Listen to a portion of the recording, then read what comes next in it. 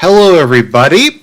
I hope you had a good weekend. We are going to be announcing the nominees for the first annual. Hello, everybody. Oops, that was not good.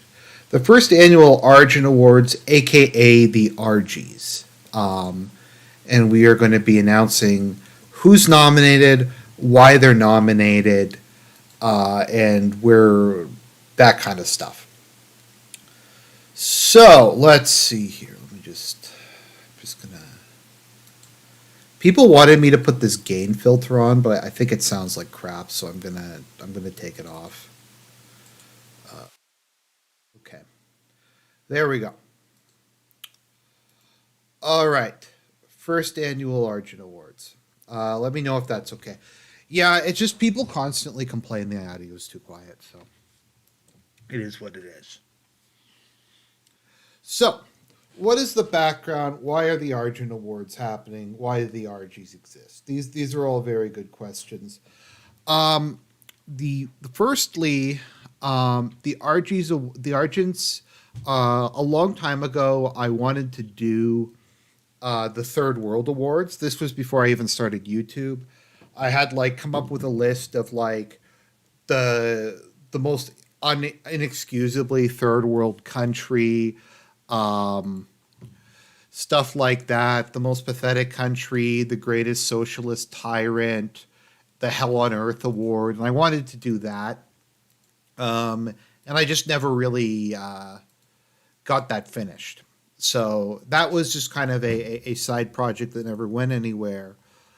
And then credit where credit's due. Every year, well, at least for a long time, PPP and Godwin Sid did the Golden Gun Awards, where they would give out awards for internet drama.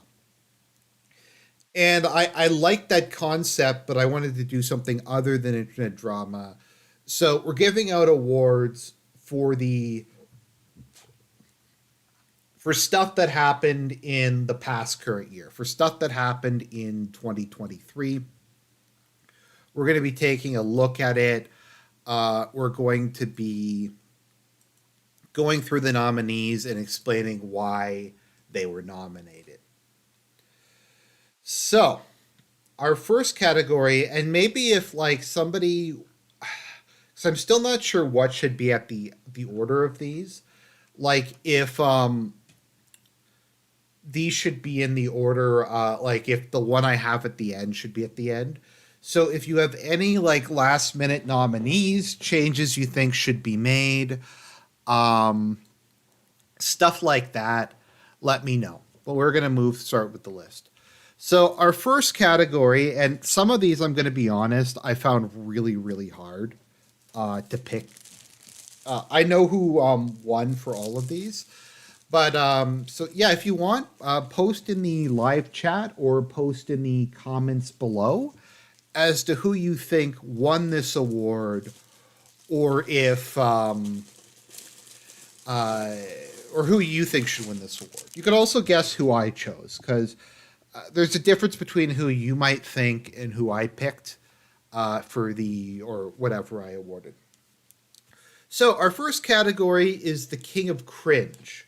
This award goes to the cringiest thing or cringiest person from 2023.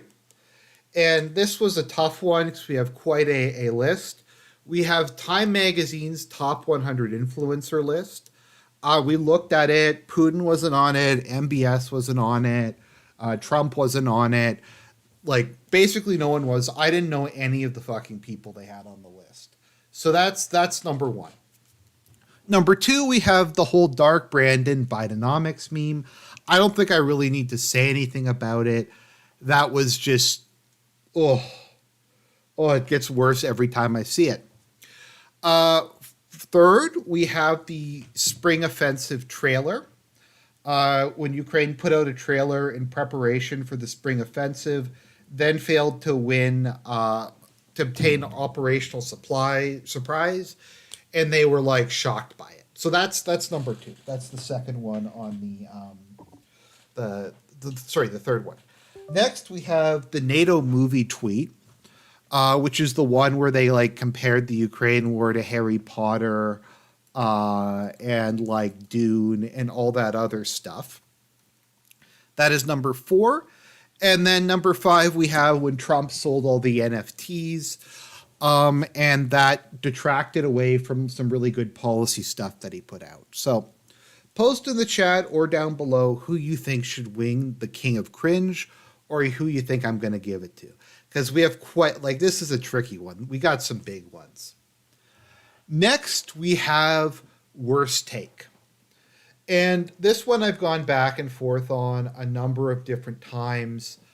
A friend of mine told me that basically I have to give one of these, and it was not my first choice. So the first worst take is from Brian Berletic of the New Atlas. Israel is a puppet of the United States. I don't really think I need to explain why that doesn't make any sense. It's just bullshit. Number 2, Nikki Haley for seriously arguing that Hamas is attacking. Hamas invaded Israel on October 7th because October 7th is Putin's birthday, and that is why Hamas is behind Putin. Is like Putin's controlling Hamas. This was sorry. Okay, let me just restart that because it's hard to even explain. So Nikki Haley claimed that Hamas invaded Israel on October 7th because October 7th is Putin's birthday, and Putin was behind it, and it was a birthday present to him. The third worst take nominee we have is Mar-a-Lago is worth $18 million. Mar-a-Lago being the country club / estate that Trump has in Florida in Palm Beach along the ocean front. I just realized I spelt Mar-a-Lago wrong, so we're gonna fix that. And that it's only worth $18 million, and that Trump committed a crime by saying it was worth like $400 million. I don't know how much it's worth, but are we really going to argue that a giant like estate in Palm Beach, Florida, owned by a former president is worth $18 million? You can look these up. These are real. We have Mark Milley. I covered this one a couple times.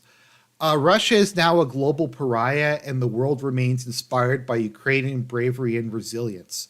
In short, Russia has lost. They've lost strategically, operationally, and tactically. Hot take from Milley. I think that was in like February of last year or something like that. And finally, immigration is a solution to the housing shortage from Justin Trudeau, and the first of many nominations that he will get this evening. Okay, next we have Best Take. First up, our first nominee is Vivek Ramaswamy for stating that the Great Replacement theory is not some grand right-wing conspiracy theory, but a basic statement of the Democratic Party's platform. So that is the first nominee for saying that in public during a debate, and then getting Tucker Carlson to talk about it. The second nominee is me for the Ukraine Cinematic Universe. The third one is Elon Musk, who got into a debate with CBC because CBC is government funded, and CBC got angry at him, and they said, "No, we're not government funded. We're only partially government funded." And basically they got into a debate, and Elon said, "Would you say you're less than 70% government funded?" And the CBC said yes. So he edited their the thing under their the message under their tweet, their Twitter profile, to say CBC is 69% government funded. So that was pretty awesome. We have a quote from Vladimir Saldo, the recently elected government of Kherson. "Homosexualism, Satanism is a threat to society. If opposed, vote for United Russia." That's what he put on the billboards. And finally, we have the former Indian ambassador to Sudan, who said when Justin Trudeau came to India for the G20 this month, his plane was full of cocaine. He did not come out of his room for 2 days. And there's a bit more about that he was basically crying like a bitch. So those are the nominees for Best Take. Um, it's a pretty good, I think it's a pretty good list. Next, we have Biggest Snake. This one I've gone back and forth on a whole bunch of times. We have um, Yevgeny. I'm gonna have to look up how to pronounce his name. We have Prigozhin for the Wagner Mutiny / March for Justice. I mean, that's a pretty obvious one. He was like a hero to the Russian people. Then he decided to do his sort of coup, sort of not coup, mutiny March for Justice. We still have no idea what the fuck that was even about, but he's number one. Number two, we have Pashinyan, the Prime Minister of Armenia, for selling out Nagorno Karabakh, saying that the territory is part of Azerbaijan, withdrawing the Armenian troops from it, and making no attempt to end up backing away from Russia, the only country that could possibly save Nagorno Karabakh. Also, and this was a couple of years back, for deliberately, in my opinion, throwing the Azerbaijan Armenia war. Third, we have Giorgia Meloni, the Prime Minister of Israel, for going back on all of her promises as soon as she got elected, including especially her one on immigration. Fourth, we have Justin Trudeau for forcing House of Commons Speaker Anthony Rota to take the fall over the SS veteran in Parliament incident. It was very clear that Trudeau was behind it, that Trudeau knew exactly what was happening, but he basically, as far as I can determine, forced him to take the fall from it and fall for it and resign. Finally, we have a collective award, a collective nominee for throwing Zelensky and Ukraine under the bus by the Western media at large. Now, I'm going to say I think this one is really difficult. I've gone back and forth a few times. We'll see. You'll see. I have picked who wins Biggest Snake Award. The next award is the Biggest Collective L. So I had to divide the L and the W into the individual and the collective one. So the collective L goes to somebody, to a country or organization who just completely just blew it up. They did something really stupid. Something they did was a complete and total failure. And it was embarrassing. So, the nominees we have for the 2023 Biggest Collective L are Ukraine for the failure of the spring, summer, fall offensive that offends me and offends you and offends us all. Canada for applauding the SS veteran in Parliament. Russia for the Wagner Mutiny / March for Justice. America for how it handled the Chinese spy balloon.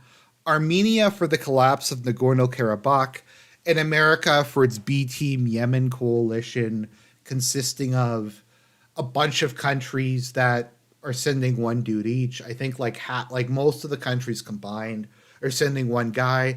The only other country that's actually sending military force is the British, and they're sending one ship that constantly breaks down. So these are the nominees. Once again, we have a pretty good, I think, list here. It's rough, but guys, it's rough to pick out some of these. Like who's gonna win? We have a very good docket this year. The biggest individual L.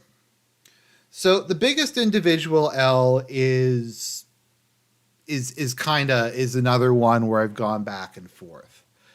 Now, Justin Trudeau was nominated for this, as with many categories. He has had a lot of L's this year. He got divorced. There was the fight with India, which I did a whole video on, and it's so complicated. But basically, it's just a complete. Oh, wait, no. Okay, it's just really far behind. Okay, I was just looking at the thing, and it's still showing that I am on. No, okay, I don't know. That was weird. So there's the and then there was the SS veteran. Next, we have Gonzalo Lira, aka Coach Redpeel, being arrested by Ukrainian intelligence, being released after being tortured, then being arrested again, and being sent to a forced labor camp. That's number two. Number three is Cenk Uyghur's presidential campaign and website, which was the single worst website I think I've ever seen for presidential candidate. His whole campaign was a complete and total joke, and he was widely mocked for it. Next, we have Stockton Rush for the Sussy sub. If you don't remember, the Sussy sub, as I like to call it, was the Titan sub that was made out of what it was like carbon fiber or whatever the nonsense was, and was just like a complete and total shit show. And he like fired the dude who told him that like the thing was unsafe, and yeah, it was just a disaster. We have Prince Harry's autobiography, Spare, in which I think he talks about like losing his virginity outside of a Burger King or something in like the parking lot.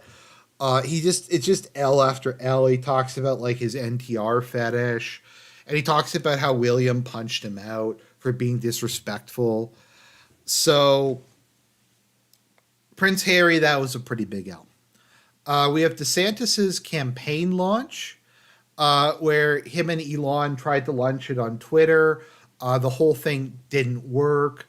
It just crashed constantly. There was audio problems. The whole thing was just like embarrassing. And as I put it, he kind of aborted his campaign. Despite being ostensibly pro life, he aborted his campaign from the start. And finally, of course, we have Andrew Tate moving to Romania in order to get to a corrupt country to run his shady business deals and then going to jail.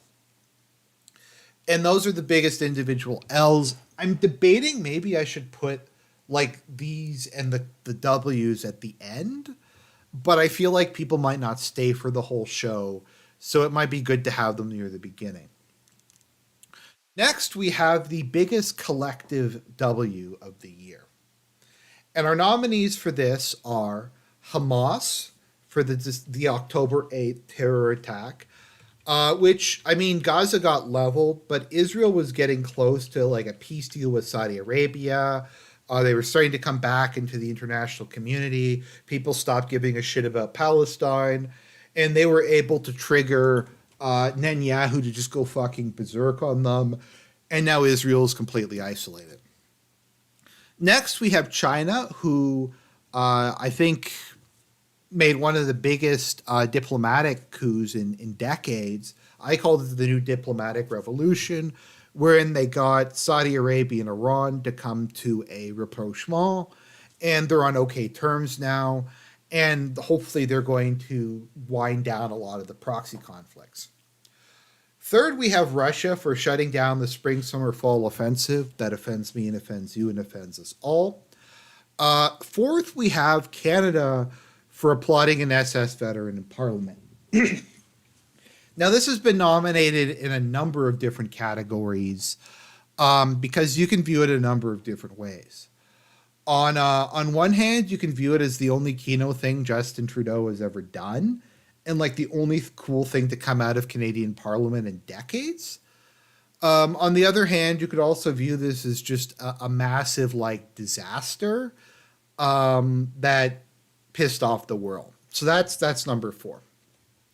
And finally, we have the Houthis for shutting down the Red Sea with a bunch of bottle rockets and causing America to come up with the B Team coalition. So those are the biggest collective W's of the year.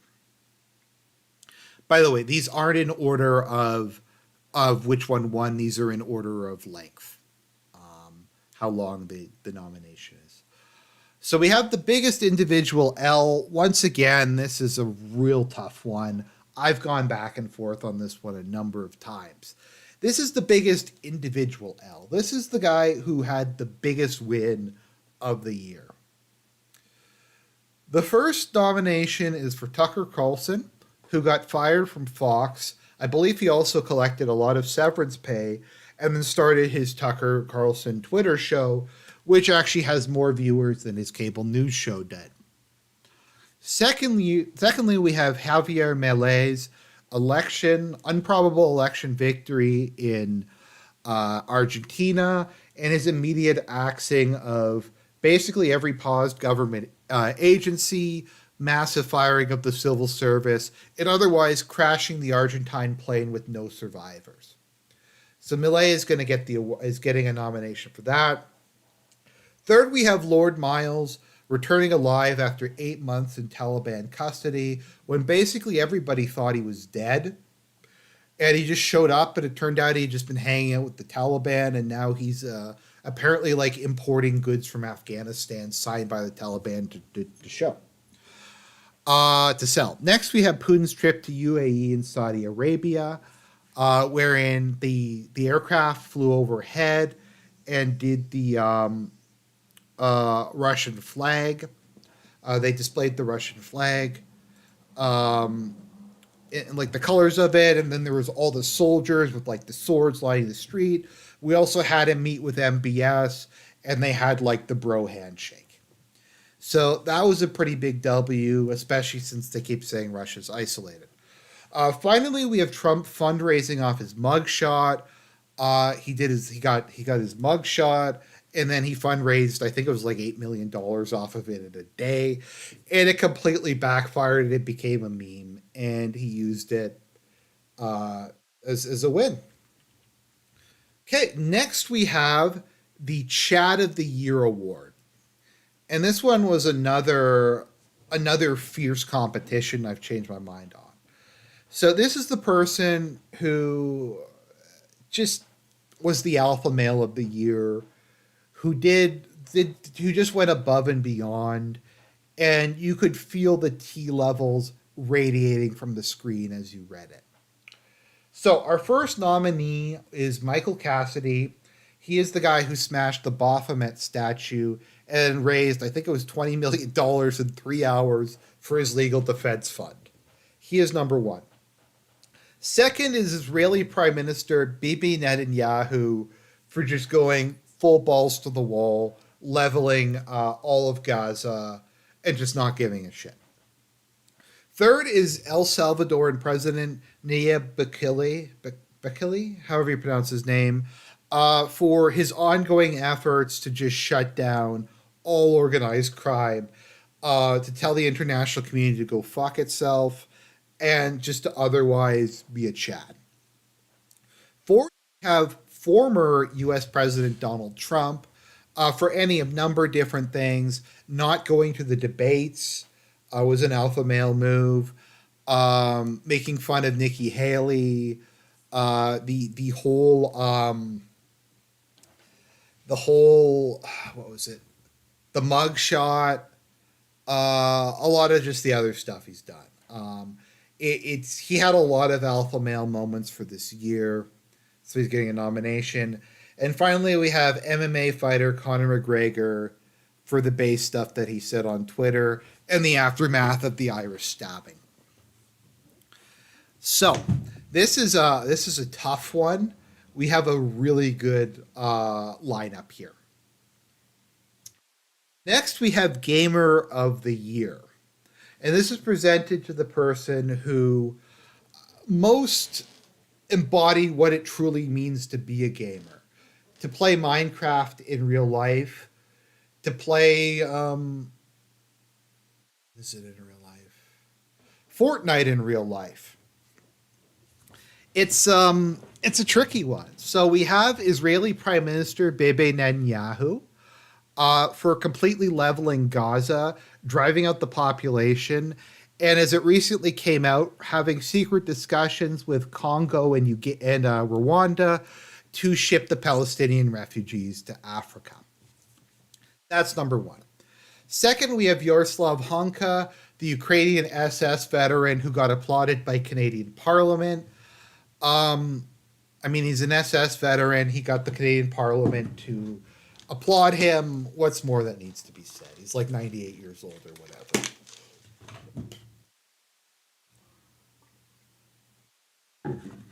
Next, we have former police officer Derek Chauvin for his gamer move and for getting the high score in terms of pissing the most people off. We have Wagner head Prigozhin for the troll videos he did for like attacking the Russian Defense Ministry, for his mutiny, for Wagner making the movie Best in Hell, all kinds of stuff. Next, we have Argentine President Javier Milei for being a siscon, for all just the weird shit that he said, and just in general. I mean, just look at him. Like, just look at it. He looks like a real gamer. And finally, Hunter Biden. I don't think I really need to explain Hunter Biden. Between him spending like, I think it came out he spent like $200,000 on like porn and escorts. The the gun charges, the money he embezzled, the corruption with Ukraine. Like Hunter just has a massive list of stuff that make him a true gamer. So this is a tricky one. Any of these fine gentlemen could be the gamer of the year. Next, we have the We Live in a Society Award, and we're getting near the end of the nominee list. This is an award presented for a particular event that reminds us that we live in a society and how shitty that society often is. So, the first nominee is the mainstream media for their moral panic over the Sound of Freedom. If people remember, the media went absolutely apeshit when the Sound of Freedom made all the money and got all the attention. They didn't like that there was this implication that like pedophilia and human trafficking were widespread, particularly among wealthy people. They just went fucking insane, yelled about it, and yeah, they just they got really upset over it. And the fact that they were deeply offended and upset by the Sound of Freedom exposing human trafficking shows we live in a society. Second, we have Ireland for the government response to the stabbing and riots. The approach was not to put the person in jail. It was not to improve law enforcement. It was to pass even more stringent anti-free speech methods, laws, and declare that they are going to crack down on people. And this shows that Ireland is an intolerant society, that people get angry over little girls getting stabbed.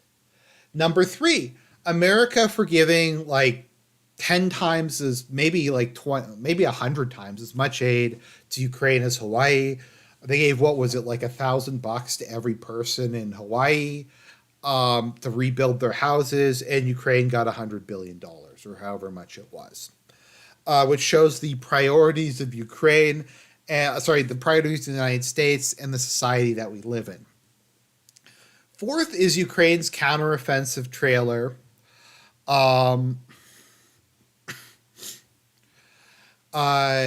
Because it's kind of the aftermath of the Marvel movies, of the Ukraine cinematic universe.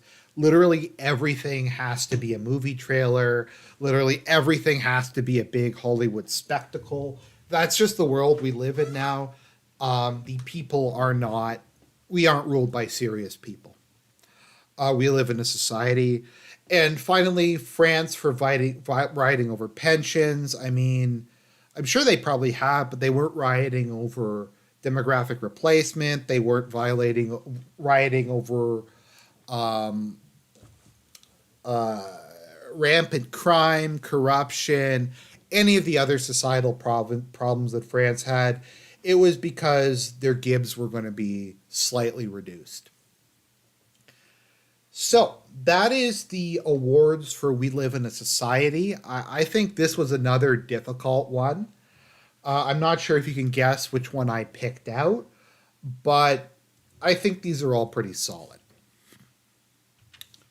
The Third World Award. This award goes to a person or country for doing the most third world bullshit, um, like just everything. The as my friend Abstract puts it, incompetencia el corruption. Just like something that a great socialist tyrant would come up with, something that like some banana republic or random dictator for life in Africa would do. Our first nominee is for America, for kicking Trump off the ballot in multiple states, trying to arrest him with lawfare, and otherwise doing what the U.S. has complained about Venezuela and Bolivia and all these other countries have been doing for decades, which is disqualifying candidates that they don't like and that go against the political elite and the mainstream media. That's number one. Number two is America for the East Palestine train derailment and the aftermath, in which just no one gave a shit and the federal government, and it shows that America's like infrastructure is third world levels. Third is for Canada for the assassination of the Sikh separatist terrorist who was an illegal immigrant who somehow got permanent status, and he was like involved with the Khalistan Tigers group that has like a lion as its logo, and he was running like a terrorist group out of Vancouver or something, and he might have gotten whacked by Indian intelligence, or he might have gotten whacked by. Um, I think that the clients list was this year though. I think that was like from a couple days ago, so it just missed it out. Like Zelensky, the counteroffensive failed because it leaked. Would have been on the worst take list, um, if it had been like a couple days later. So that stuff all happened. Canada got into the big fight with India.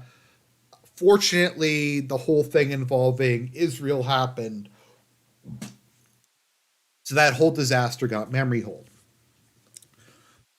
We have Venezuela for great socialist tyrant Nicolas Maduro distracting the population from how much of a shithole Venezuela is by focusing on an irrelevant border dispute literally no one gives a shit about. Holding a fake, and he had to hold like a fake referendum, and it was trying to start an international incident over this fucking retarded border that no one cares about instead of resolving any of the myriad of problems Venezuela has. And finally, Niger for the military coup. I mean, do I really need to go into more detail? It's a military coup, it's Africa, and the country is named Niger. So that is the third last award. We have two more awards that we're going to talk about the nominees for. Now, this is one that I was a little bit unsure about. I've I'm open to changing the nominees for this category, but it is what it is. Esler of the year, or word that starts that, or bundle of sticks slash cigarette, European cigarette, something I'm not allowed to say on YouTube. So our nominees are Chairman of the Joint Chief of Staff, General Mark Milley, for just being pathetic in general, for being Biden's bitch, for just consistently coming out with the worst takes possible and looking like he wants to strangle himself during every press conference.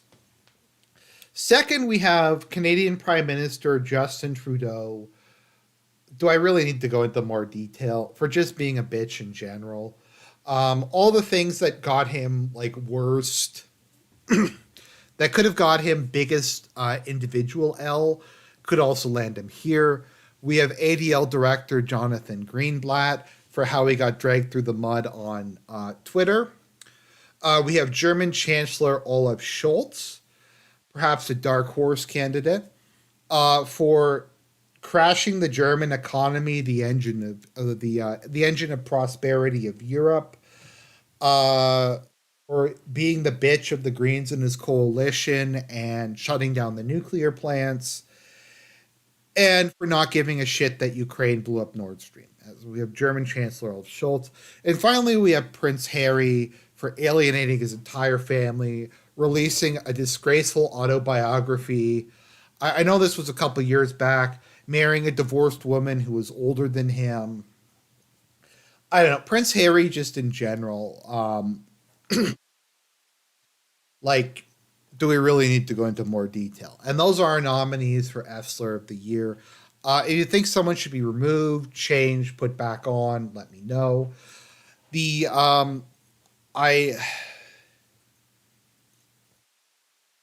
um let's see here. We also have, so this is the list we have here for the Esler. Now the final category is lol cow of the year, and I made it so because this could obviously overlap with Esler of the year, but this is a little bit different. These are people who failed at pretty much everything they do, have become complete and total jokes, and have widely been mocked and ridiculed. They aren't necessarily F slurs, but there is a lot of overlap.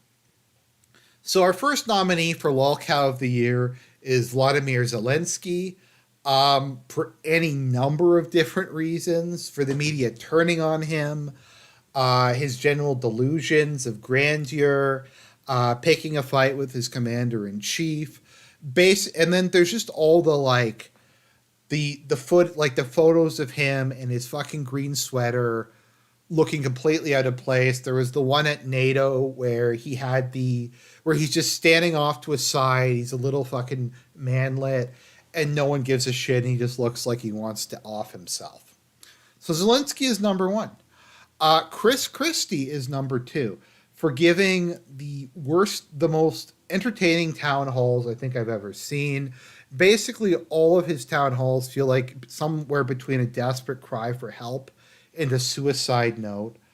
Um, he just rambles on like about big and small random history lessons. He talked about Viagra at one. It's just fucking weird. Why he's even still in the race, I don't really know. That's number two. Number three, we have Andrew Tate. I mean, where to begin with Andrew Tate? Um,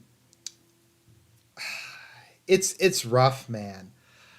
He moved to Romania so that he could run his corrupt business, and he got surprised when it turned out Romania was a corrupt country, and he got arrested for not paying off the right people. He then got sent into jail, and he proceeded to tweet on like an hourly basis for the next like 3 months and post insane shit about how he paced his cell enough to walk all the way to Siberia, the yoga fire, that he fought the ghost, all that kind of stuff. That Andrew Tate is number three. Number four is Gonzalo Lira, for similar reasons as Biggest L, for thinking it was a good idea to stay in Ukraine during during a total war, for then recording footage of himself praising Putin, possibly doxing some Ukrainian army soldiers, then getting arrested, recording himself when he's trying to leave the country after getting out, um, leaving the country after getting out, crossing the border, getting arrested again, um, the U.S. State Department refusing to bail him out, and now he's apparently in the hospital with pneumonia after being forced to do hard labor in the winter. So he's number four. And finally, we have Kanye West. I mean, where to even go with Kanye West? We had his bizarre attempt to run for president. We had his his like rant about Shlomo. We had him go on Alex Jones wearing the face mask. We had him change his name to Yee. We had him go back on everything, but because he watched 21 Jump Street and he decided he liked Jews again. And I mean, we could just go on. Like Kanye West had a lot of L's this year, but hard to say. So, people in the chat, who do you think should be lolcow of the year? Also, should I be changing this around? Should this be near the start? Should like gamer of the year be at the end? Is the flow okay? Um, should the W's? I kind of like the flow I have at the moment. I think this is kind of a fitting one to end off on, but I'm seeing a lot of posts in the chat. Some people are getting the right guess. Some people are getting the wrong guesses, which is good because that shows like I put a pretty stable list of people together for most of these. So I tried to leave out any internet drama. A lot of people wanted me to add a Nick Fuentes quote about how Tucker Carlson and Alex Jones are liberals for supporting Giesler marriage. I didn't want to include internet stuff by and large, so I left most of that out because frankly, like you could go to like any based video and get a take from that. I guess you could argue maybe Elon Musk, but that was like I don't know. Elon Musk is Elon Musk. He's actually someone who like matters. Um, I tried to take stuff from across the year. So stuff that happened in spring, summer, fall, winter, and I just tried to spread it out a bit. I know Justo got nominated for a lot of awards, but he's Justin Trudeau. Like, I don't know what else to say. So those are the awards for this year. Comment below in the video if you think I should change these around at all. If anyone deserves to be on this list who isn't on this list. If anyone should not be on this list. And if the order should be different. So God bless everybody. Oh, before I forget, the Argent Awards are going to be next Saturday at 7 p.m. Central Time, which will be 8 p.m. Eastern Standard Time. So I hope you guys show up or catch me on the replay.